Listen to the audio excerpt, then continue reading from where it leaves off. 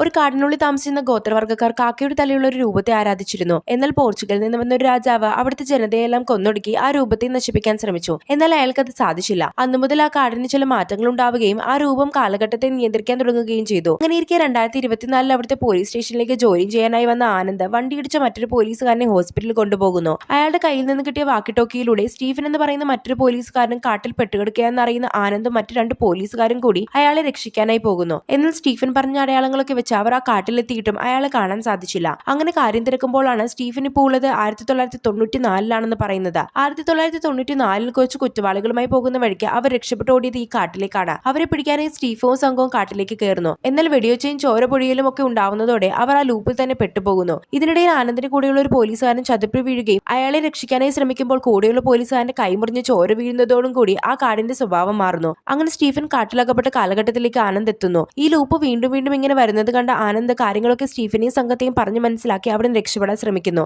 എന്നാൽ ഇതിൽ അവർക്ക് മറ്റു 2 പോലീസുകാരുടെ ജീവൻ നഷ്ടമാവുന്നുണ്ട്. അങ്ങനെ സ്റ്റീഫനും മറ്റൊരു പോലീസുകാരനെയും രക്ഷിച്ച് ആനന്ദ് അവിടുന്ന് പറഞ്ഞു വിടുന്നു. ഈ കാലഘട്ടത്തിൽ തനിക്ക് നിലനിൽപ്പില്ലെന്ന് മനസ്സിലായ ആനന്ദ് ആവട്ടെ സ്വന്തമായി വെടിവെച്ച് ഇപ്പോൾ ഉള്ള കാലഘട്ടത്തിലേക്ക് വരുന്നു. അവനെന്ന് കാട്ടിൽ നിന്ന് രക്ഷിച്ച സ്റ്റീഫൻ അവന്റെ അച്ഛനായിരുന്നു. 30 വർഷങ്ങൾക്ക് മുമ്പ് താൻ ജനിച്ച ദിവസം തന്നെ കാണാതായ അച്ഛനെ അവൻ കാലത്തിനപ്പുറം ചെന്ന് രക്ഷിച്ചു കൊണ്ടുവരുന്നതോടെ അവനൊരു പെൺകുഞ്ഞ് ജനിച്ചപ്പോൾ അവന്റെ അച്ഛനും അവനൊപ്പം ഉണ്ടായി. അങ്ങനെ വീണ്ടും തിരികെ അതേ സ്റ്റേഷനിലേക്ക് ജോലിക്ക് വരുമ്പോഴാണ് അവൻ പോകുന്ന ജീപ്പ് ഒരു പെൺകുട്ടിയെ ഇടിക്കുന്നത്.